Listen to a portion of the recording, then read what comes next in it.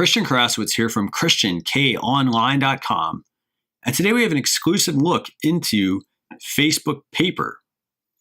And for those of you not familiar with this app, it's a new way for you to browse your Facebook newsfeed and to consume news from around the web. So I wanted to first start off by telling you who this app is for. So right now it is exclusively for iPhone users on iOS. So if you're using Android or iPad, you're going to have to wait. So when you first launch this app, here's what it does. So basically you have a whole bunch of visual content. For example, I have a board for Facebook. I have one for headlines, tech, enterprise, pop life, along with a few others. And if you want to view content, you can either swipe through it and press it to be able to view that content. Or, for example, if there's a really large image that someone has shared, you can open it. And what's really neat about this is I can tilt my phone and it will allow me to view that entire image. So I don't have to worry about being on an iPad versus an iPhone. So it's actually really neat. In addition to this, obviously, as you can see, you can do your standard like, comment, and share. And as I mentioned, you can also view your Facebook newsfeed. And this works pretty much the same way. You just flip through it, you select something you want to view, and you can slide right through it and look at the image.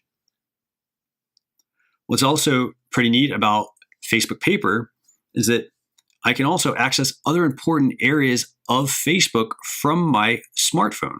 For example, I can see my friend requests, so I can confirm them or deny them. I can go in here and view messages. I can also compose a new message. And I can see notifications. So it works exactly like the normal Facebook app. What's also pretty neat is if you swipe down on your cards, this is where you're going to be able to get into your profile. For example, I can pull up my Facebook profile. I can also go in and select a new post if I want to create something.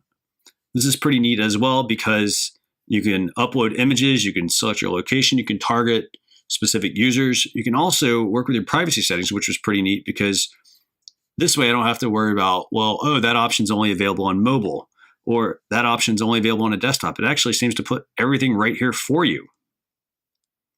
In addition to this, you also have the edit section that I mentioned earlier. So I can go in here and I can now rearrange these cards just by pressing and dragging them. I can remove them just by swiping down.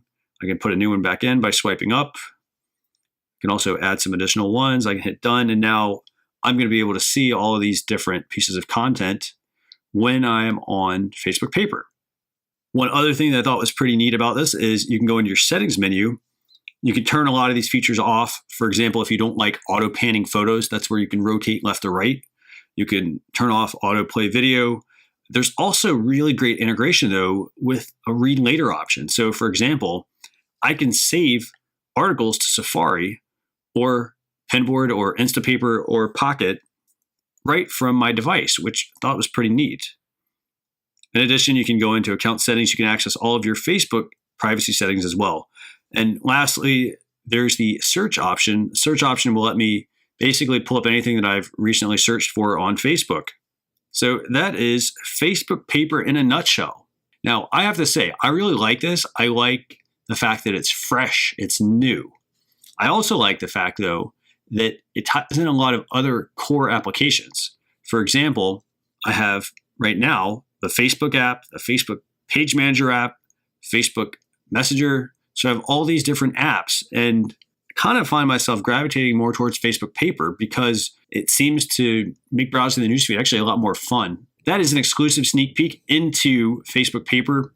Remember, this is only available for iPhone users right now. Hopefully they're going to roll it out for Android and iPad at some point.